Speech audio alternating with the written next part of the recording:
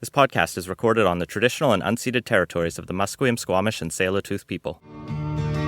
British Columbia, I've seen your mountains high, seen your pretty rainbows and your blue crystal skies, watched your winding rivers as they flow around the bend. To me you're not a stranger, you'll always be a friend. Coming to you from the West Coast, this is Politicos. Today is May 14th, 2020, and this is episode 189. I'm Scott Lundebaum. And I'm Ian Bushfield. On today's show, we have reports from ICBC and the Emerging Economy Task Force, and the Wet'suwet'en Memorandum of Understanding has finally been signed. First, we have to thank those who help make the show possible. We're up to 100 contributors a month. We made it. But now we have to go for 150, 200. Thanks to our newest patron who wrote their name as Hale Hospital and Grocery Store Workers. We're now at $316 a month. Thanks also to everyone else who's sticking with us through these tough times. Patreon.com/Politicoast. For the duration of the crisis, as a reminder, we've opened up our patron Slack to all our listeners. Visit legandbootmedia.ca for an invite. Also, Politicoast, as always, is in partnership with BC Today, British Columbia's daily newsletter dedicated exclusively to BC politics. Sign up for a free trial to have a unique coverage of the BC legislature delivered to your inbox every morning. Listeners to Politicoast enter the offer code CITIZEN for access to a special rate. For your free 2-week trial of the newsletter, go to politicstoday.news/free-trial. Let's kick it off by talking about what Shannon Waters called Schrodinger's dumpster fire. In that it is both on fire and not on fire simultaneously? In that no one really knows how well they're doing. So ICBC has released a fiscal update of sorts to try to give people a sense of how well they're doing. And the answer is complicated. I think there have been a lot of speculations that with fewer people on the road, there would be a lot fewer claims, which it turns out is true, and therefore ICBC is doing great, actually, and maybe this actually solved the fiscal woes they were in. But unfortunately, it's not quite that simple. Yeah. Claims may be down, but so are people with insurance policies, because there's been a bunch of people who've canceled or scaled back the coverage they've had because, they're not driving to work every day. And it's significant. So digging into this report, on the savings side, there's $158 million fewer claims than would otherwise be expected. That's pretty good amount, and that's just over 7 weeks. But on the other side of the coin, there's $283 million less in premiums than they would have expected to take in. And then there's not really a calculable amount. They say hundreds of millions of dollars in investment losses. That'll kind of shake out as the market settles down. Which it's showing no signs of doing. Yeah, it's going to be uncertain for a while. It's the stock market's been oddly flat, but everything else has been a bit of a mess, and even the relative calm now is probably not going to last once how bad the economic damage is really sinks in. Yeah. On the premium revenue side, the numbers are actually quite staggering. So ICBC has seen over 103,000 people cancel their insurance, which is up 53% over a similar period in 2019.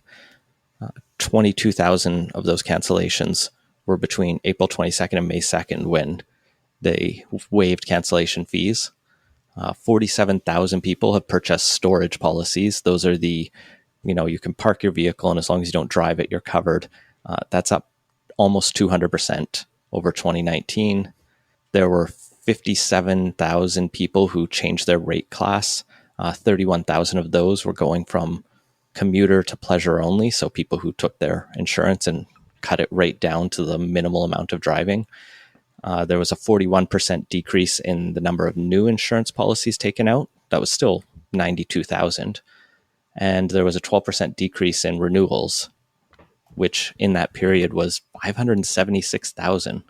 There's a lot of cars getting renewed. Yeah, I'm actually curious on the rate change classes, how many people have upped the rate coverage from the few people who are still going to work on a regular basis. How many of them have switched from transit to driving if they've had that option? Yeah, it doesn't break that down. I suspect it's based on the overall numbers, relatively insignificant.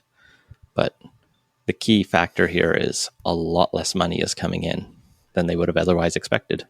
Next, on the claims side, where they are saving money, they can quantify this a bit by saying, they have a dial a claim number and they're seeing half as many or 47% fewer calls to that line as they would normally. They're seeing 46% fewer accident claims between March 15th and May 2nd versus last year. That's each week there are 7,100 fewer claims than there would otherwise be.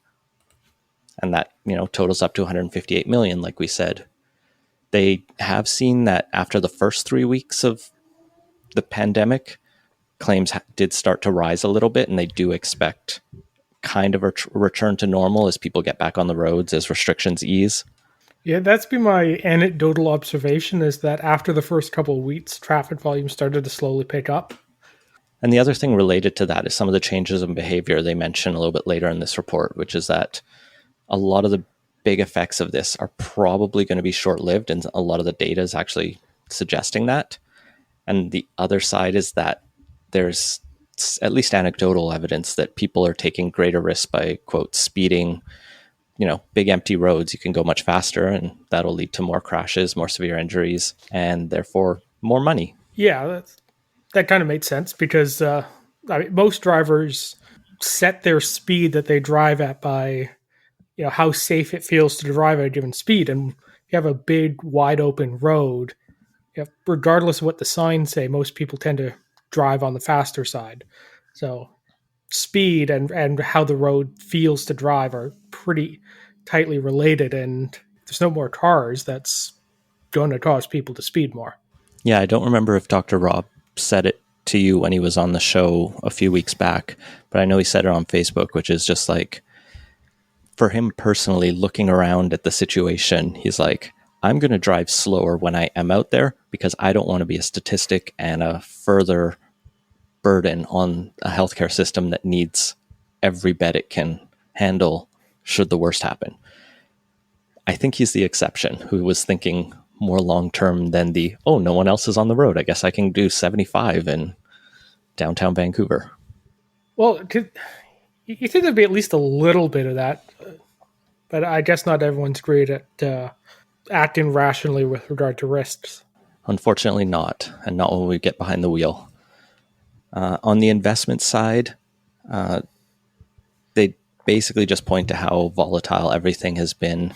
The biggest number I saw in there is that the negative impact over this entire year could exceed $1 billion on all of the portfolios that ICBC holds, which is a pretty big hit. Yeah, it doesn't actually say on the report here what they're invested in, but $1 billion, that's a pretty big drop. And they're also pointing to the federal interest rate changes and other cuts to interest rates that are going to affect some of their expected returns. So just less money is expected, but they won't know those numbers until next year, when they can look back and audit the financials for the year. Yeah, most insurance companies tend to pick pretty safe investments. They're not in the stock market. It's much more likely to be bond markets, which are very much going to be affected with the rate cuts. And then there's all kinds of other financial risks that are still out there. All of the changes that were proposed are being delayed a bit, particularly the Evidence Act ones that were expected to produce savings. These things could also face negative churns in the courts, which would then wipe out the proposed savings there. And most interestingly, they note that there are 90,000 open claims, which total roughly $12 billion that predate many of these reforms. And if those cases, which don't have caps on injury payouts, if the people who were injured have their medical treatment delayed, that might end up meaning that it costs more to treat them, raising the cost of treating them, raising the total cost. So that $12 billion could balloon further as well. And that's really hard to figure out until everyone is better. And we actually know when this thing's going to end. Exactly. On the other hand, they still point to spring 21 is when the enhanced care not officially no fault, but no fault insurance is coming through. But yeah, otherwise, not the glowing, everything is fine situation at ICBC. Just kind of what we've come to expect whenever ICBC's in the news. At least it's not like a full dumpster fire. It's just like there's a lot of unknowns. Some of it's actually positive news, the drop in claims, but it's kind of offset by the significantly larger drop in premiums.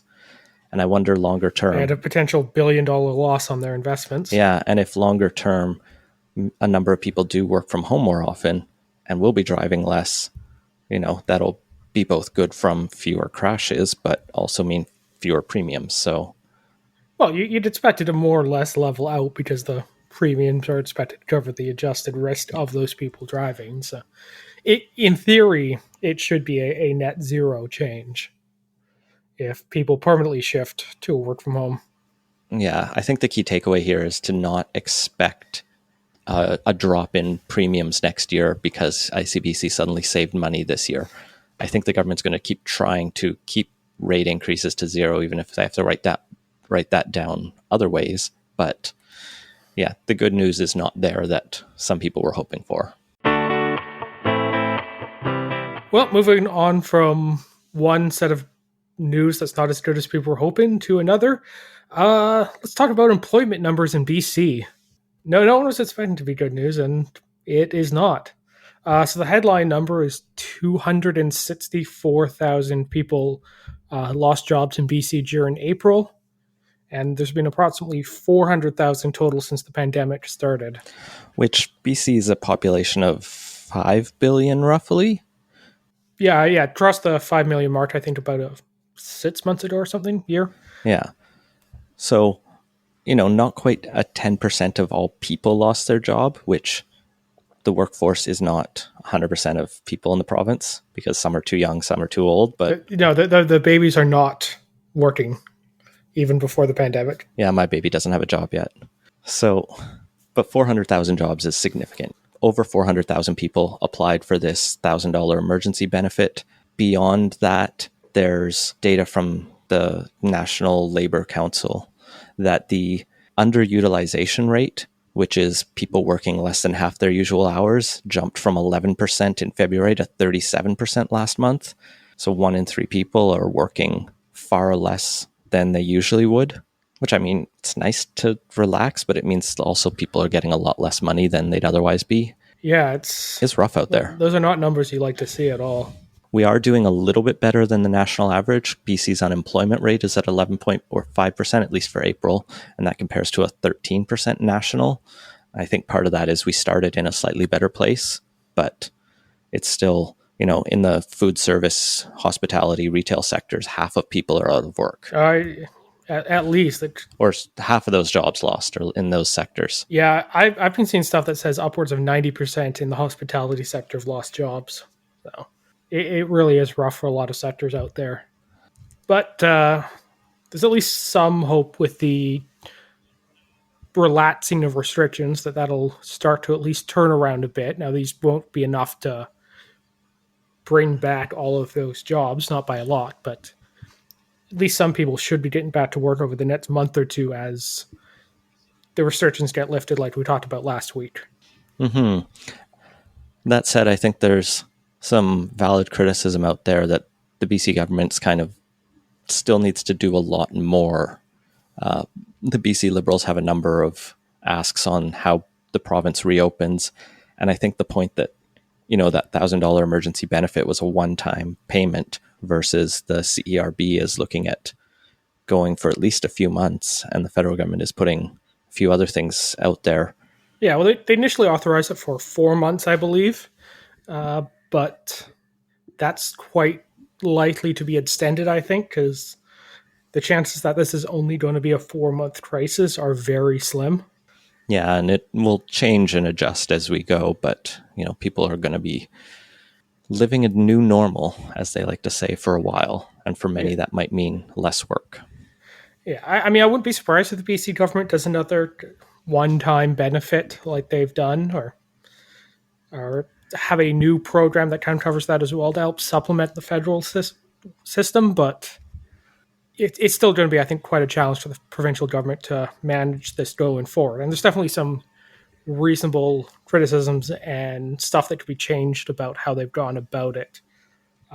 Like you suggest, the BC Liberals have put forward a few suggestions.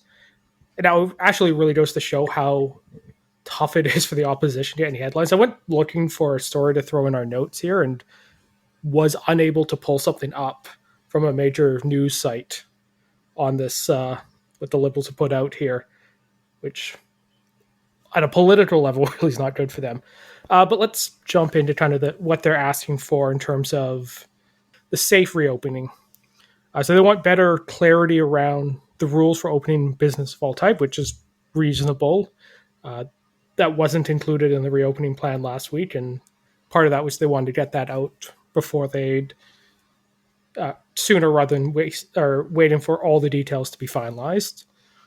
They also want to provide and advertise a single source for people seeking information on reopening, which is also really good. I've in the past tried to look some of this stuff up, and you get bounced back and forth between WorkSafe and the BC CDC and the BC government website. So also a good proposal. They want to create a central information hub for BC businesses to find information on PPE as well as what market prices are for those. So price gouging can be prevented, as well as they want to give employers refunds on the cost of PPE from their WorkSafe surplus to a maximum of 30% premium. So that's want to rebate the premiums that were paid to WorkSafe under the wages supported by the Canada Emergency Wage Subsidy. Yeah, I went looking on the BC Liberal website to even try and find these elements. They actually are fairly prominent under their like COVID-19 comeback plan, but I went looking through their news updates on the website, which is where I naturally go, and has not been updated since March, early March.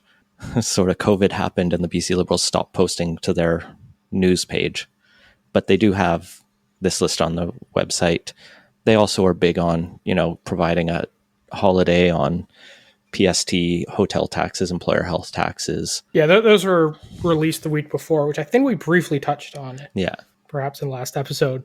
But yeah, there's a bunch of stuff that pushed for. Now, all of these are pretty reasonable, I think, and I think it reflects well on our political system here in BC that what the opposition's putting forward is kind of sensible responses to it. It's not trying to politicize anything, and that kind of both sides of the aisle are genuinely working together on this.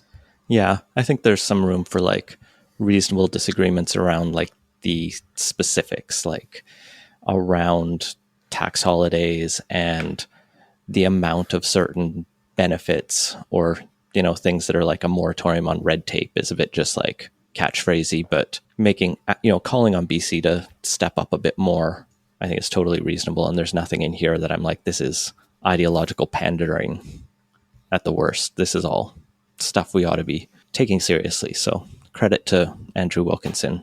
The other thing that came out, speaking of jobs and looking forward, it was kind of a weird timing, but it does work in a way in that Dr. Alan Winter, who was the Innovation Commissioner, and his task force released their Emerging Economy Task Force final report, which was actually submitted in March, but was officially made public.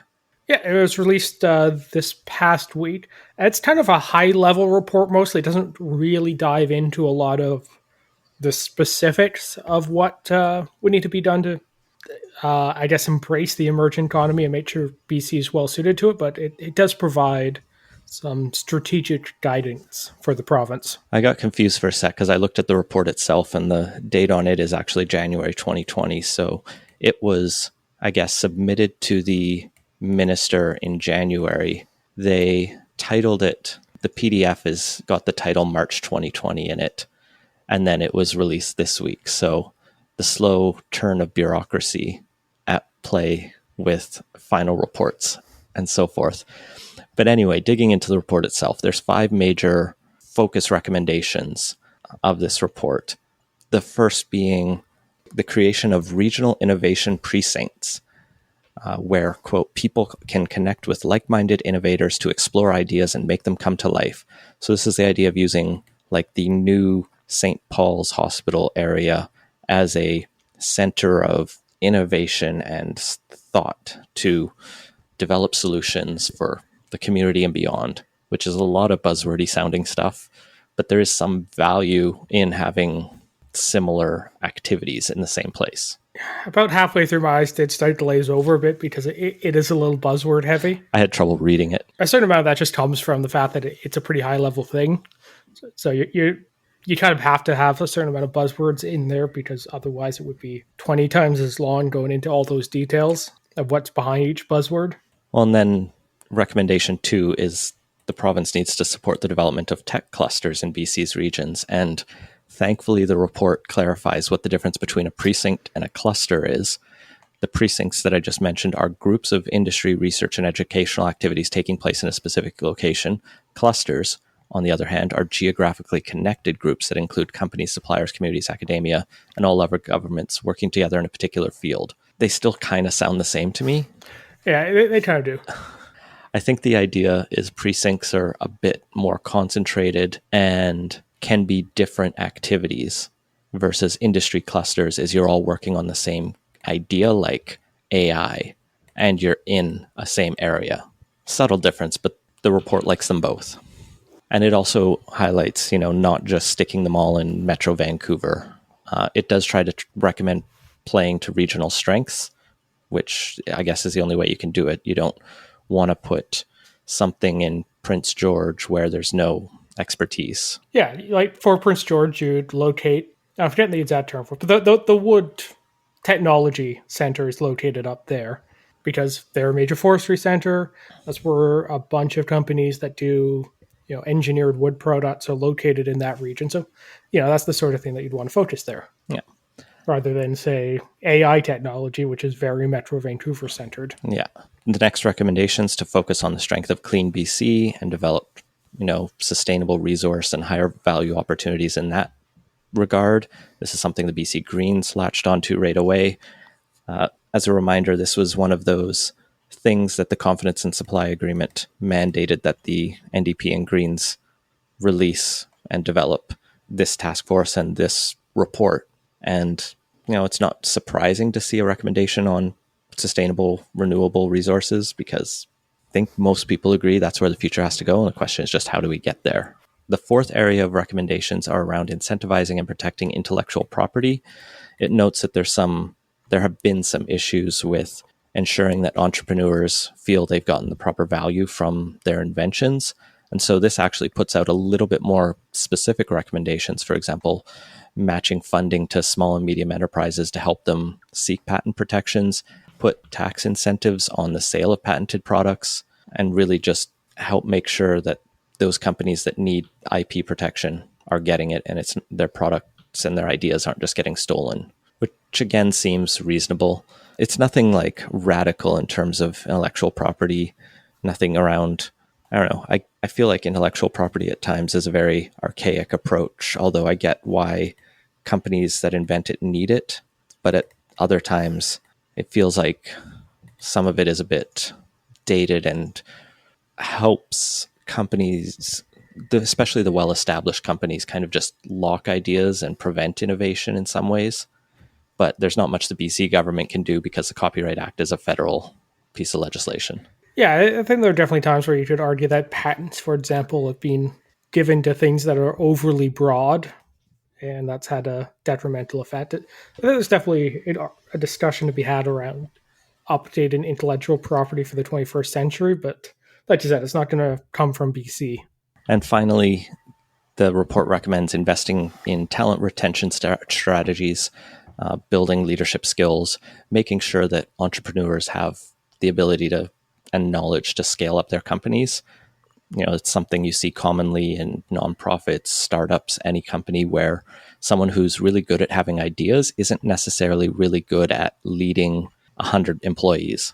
Or in Elon Musk case, taking a successful startup and not going overboard on Twitter. Oh, God.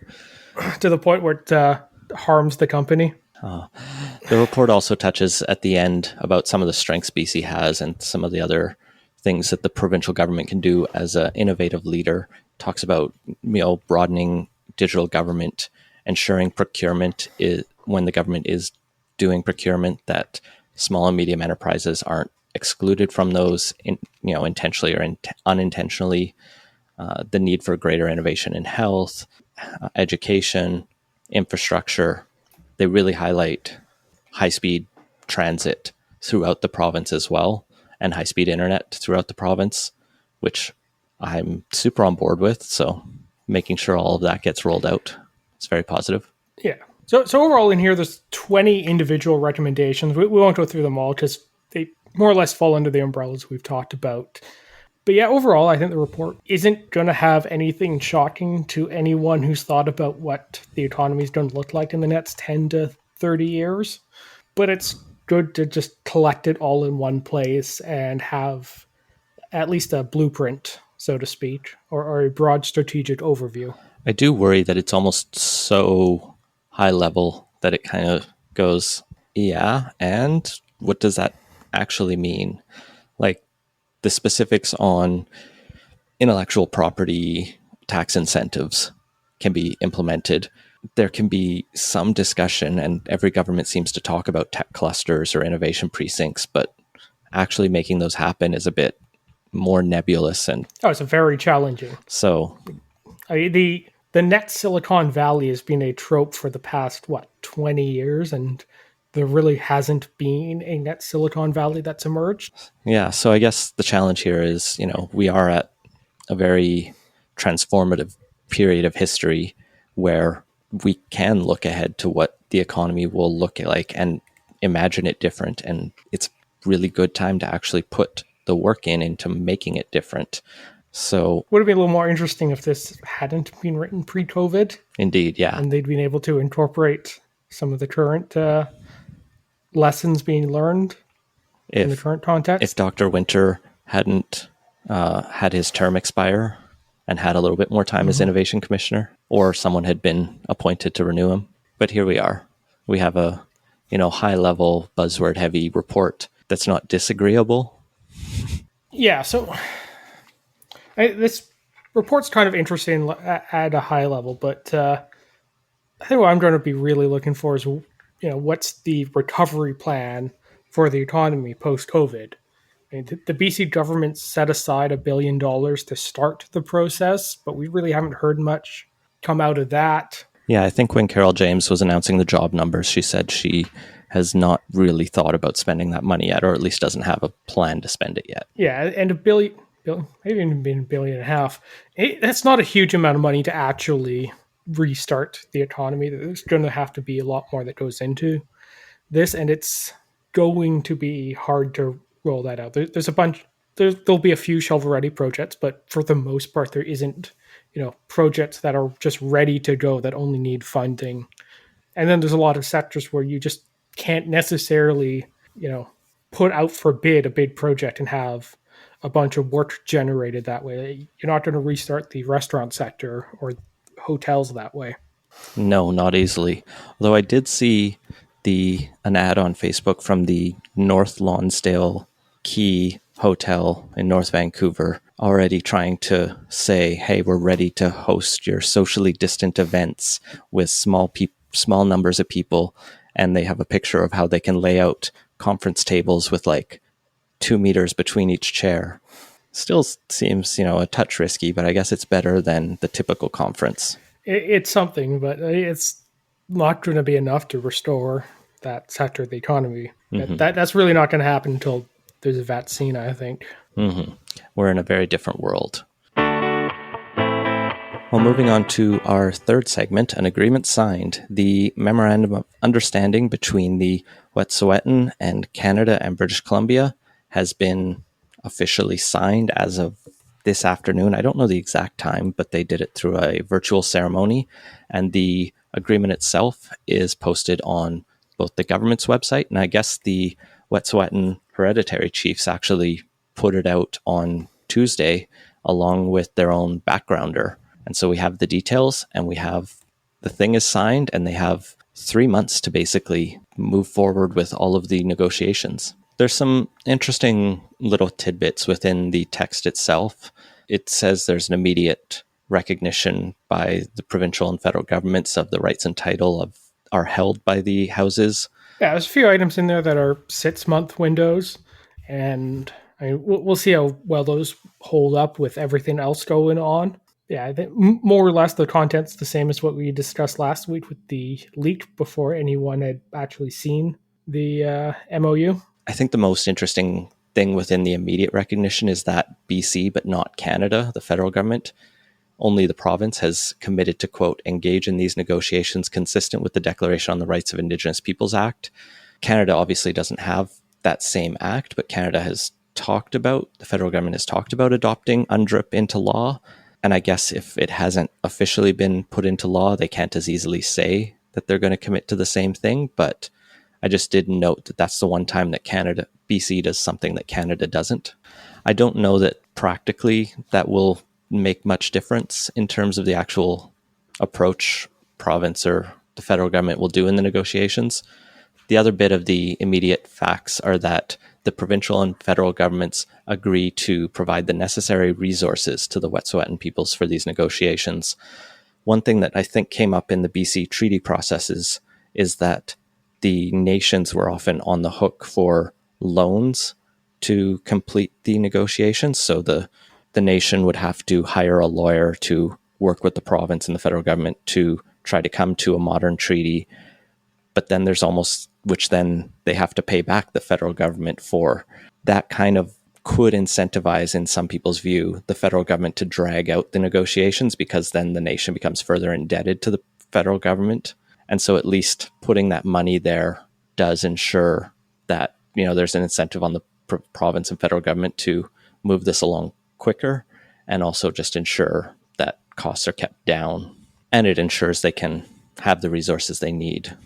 And there will also the negotiations will be intensively mediated by an agreed upon mediator, which I get having a mediator. I just like the phrasing of that sentence. So the other interesting thing here, I think, is who wasn't included in this, which is the elected chiefs.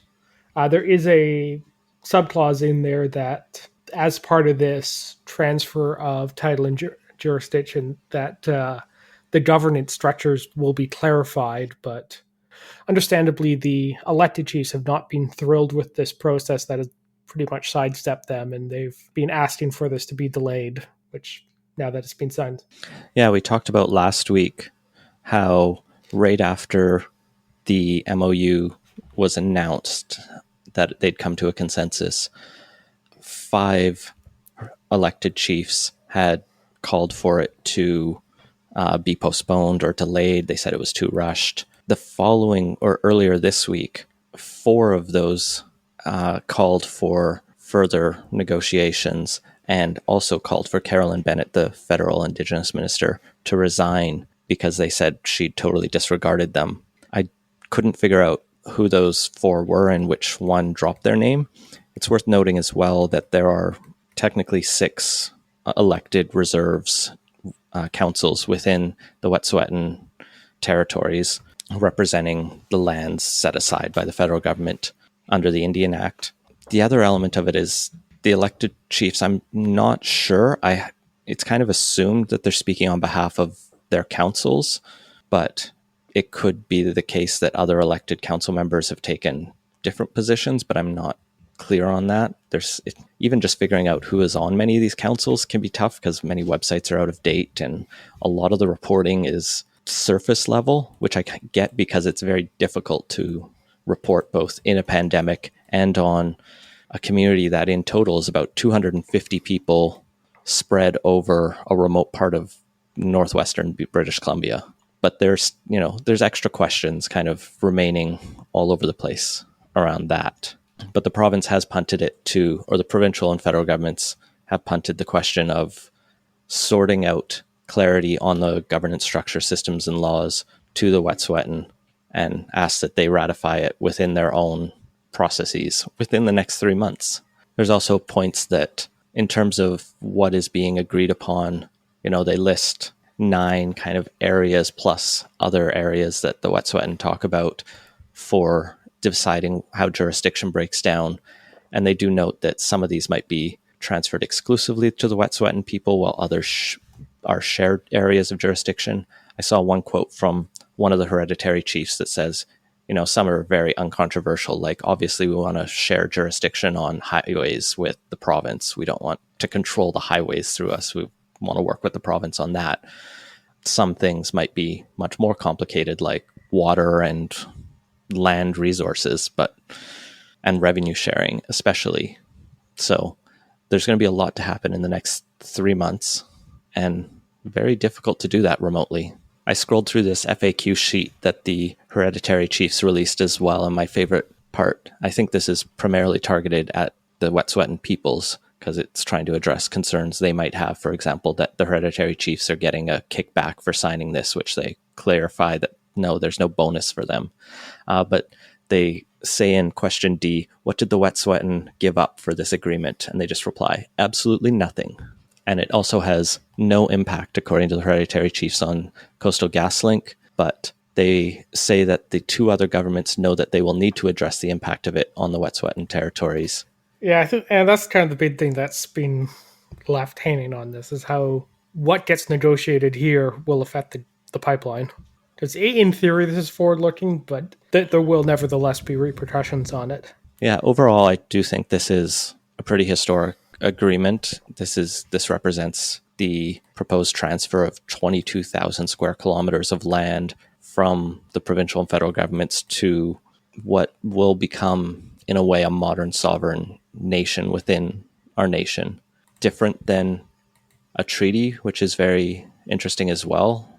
It's more of a shared governance agreement, I guess, going forward, and also really tries to give life to Section 35 of the Constitution, that Aboriginal rights and title are recognized and protected. And, if this can work out well after the internal clarity is found, I think it can hopefully be a template for other nations across British Columbia to start to pursue going forward and really start to settle a lot of these outstanding questions around, what does it mean for many people to live on unceded territories. So it could be really good. Could be, but there will be in the details. We'll have to see what gets sorted out and how the follow-up and what happens after shakes out. Indeed. Now let's wrap up the show with a few quick takes. So first off, the province and TransLink have come together to ensure transit doesn't fall further behind and kind of restart or support TransLink through this and reverse the planned layoffs. So this was announced back on the 8th, so last Friday, which it was generally greeted well, although it's not exactly clear how TransLink is going to be financially kept together.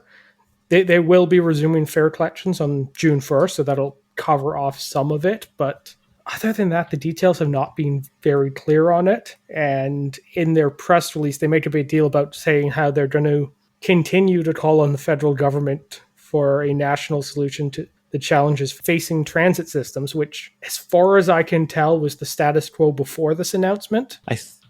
My reading between the lines is that the province provided a backstop for TransLink, but is still waiting for the federal government to really share in that backstop. Yeah, I think that's the right reading, is that the province has put up a bunch of money to keep TransLink afloat, but doesn't want to come out and publicly say so, because if they do, the federal government will say kind of what they've been saying already of, well, transit's a provincial responsibility, and, BC, looks like you've got this covered. We don't have to worry about it. Yeah, and the element of the fare collections on buses, which BC Transit is also going to start resuming on June 1st, I think relates more to new safety measures, which are increased barriers for drivers so they're not at risk of people coming through the front door, and just making sure that the taps can be clean. Yeah, literal barriers in this case, in terms of putting up plexiglass shields basically between the drivers and the passenger boarding area.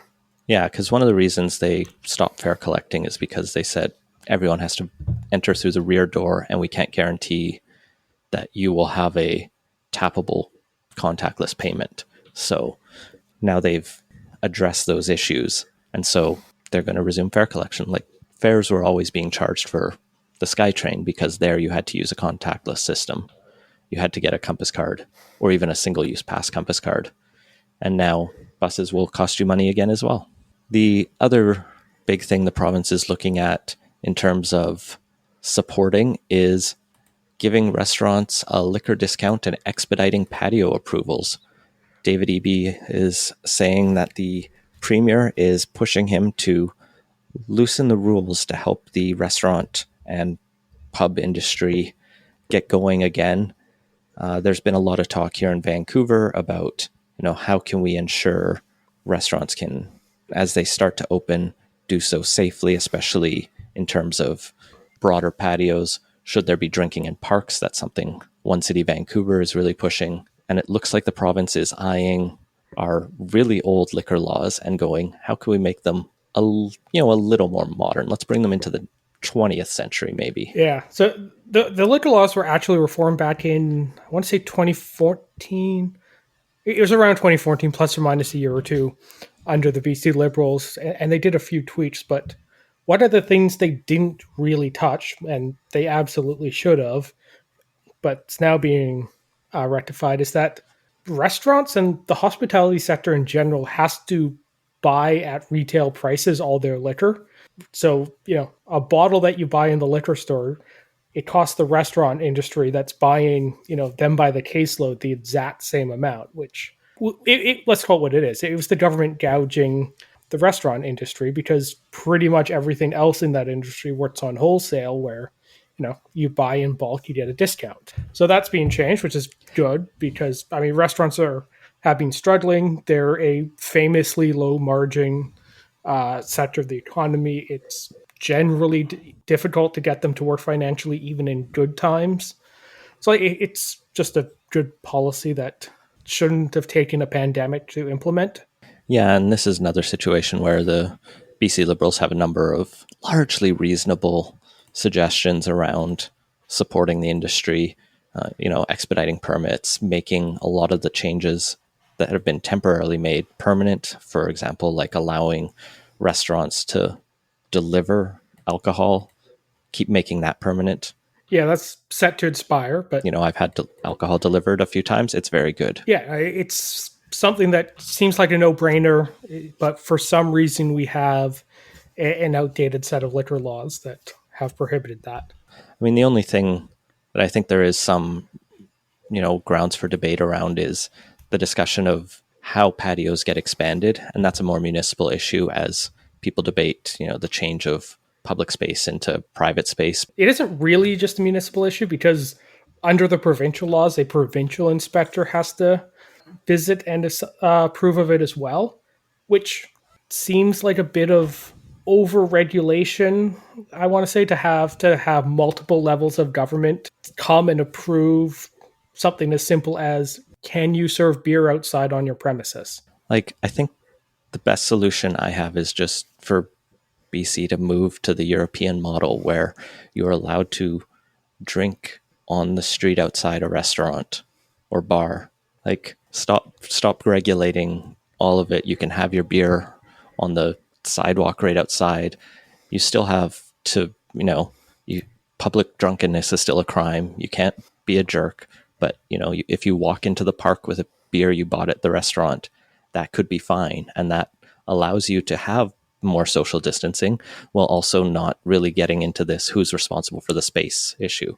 Yeah, really following that kind of more European approach would made a lot of sense. And I always find it a little weird that we've made it so hard to do this, but we'll then spend thousands of dollars to fly to Europe to experience that sort of patio culture rather than just allowing it here. So as much as it's good they're easing and expediting these rules, could still probably be simplified even further. That's why I talk about they're only really looking at the 20th century for our liquor laws. We could go further. There's lots of different ways we can do this, but hopefully more innovation in alcohol comes forward. Well, as the theme of this episode seems to have been random reports that have come out, one additional one that kind of caught my eye was this special prosecutor release around the investigations into the BC Elections Act. Special Prosecutor David Butcher was looking into this matter as of March 30th, 2017, and started really following the response of all of the reports way back then about how BC was the Wild West for political donations. And were all these donations being made illegally by lobbyists, by employers in their employees' names, and these kind of things. And the ultimate conclusion of this report is that, there's nothing we really need to take action on. There were some irregularities, but they weren't significant. Yeah, the RCMP investigation and their report to the special prosecutor more or less found that there were a bunch of donations, but they more or less fell within the rules. And the few that didn't were more or less unprosecutable. There's about 2% that were donations by registered lobbyists, and that it was mostly the case that they wouldn't have a chance of conviction. It wasn't generally in the public interest to bring forward any charges, and that in a lot of cases, the improper employee donations were an honest misunderstanding of the donation laws rather than anything untoward happening. Yeah, the report also points to, quote, structural flaws in the regulatory accounting system. People looked at the database and went, I don't know how to use that, and, put things in wrong, or, like you said, didn't understand the law. And they also point out in this that the amendments made when the BC NDP became government, I think in their first bill, quote, should squarely address the concerns expressed by the media and the complainants in this case. In other words, the ban on corporate and union donations, the limits on individual donations, and some of the other cleanups to the reporting system mean we shouldn't have to worry about this going forward, at least in the same way. It's going to be, a bit disappointing to, I think, some of the people who were most aggravated by those reports back in the day. But I think ultimately it was more of a political fight than a criminal one. Yeah, not every problem should be resolved with police and prosecutions, and this is one of those cases where it doesn't seem like it should have been, and it wasn't, and isn't going to be. Yeah, the fact is that our elections laws had a ton of holes prior to 2017. People acted largely within the law. You could disagree with the law, and the law was changed. And where they didn't follow the law, it was because of misunderstandings. And so maybe a couple people did break the law, and there could be a prosecution there, but it's just not worth going after anymore, it seems like. And, I can't really disagree with that conclusion. Yep, seems pretty reasonable. And finally, earlier this week, it was announced by Norges Bank. Probably mispronounced it. I do not know how to speak Norwegian. But the Sovereign Wealth Fund of Norway has announced that they're blacklisting a bunch of Canadian companies, specifically Cenovus Energy, Suncor, and Canadian Natural Resources Limited. Oh, and Imperial Oil as well. Yeah, some of the largest oil companies in Alberta, because they produce unacceptable levels of greenhouse gas emissions. A few other companies around the world were also excluded for environmental or human rights list reasons. Yeah, there's an Egyptian power company, Brazilian iron mining company, and also Brazilian electric company. So this is fascinating for a host of reasons.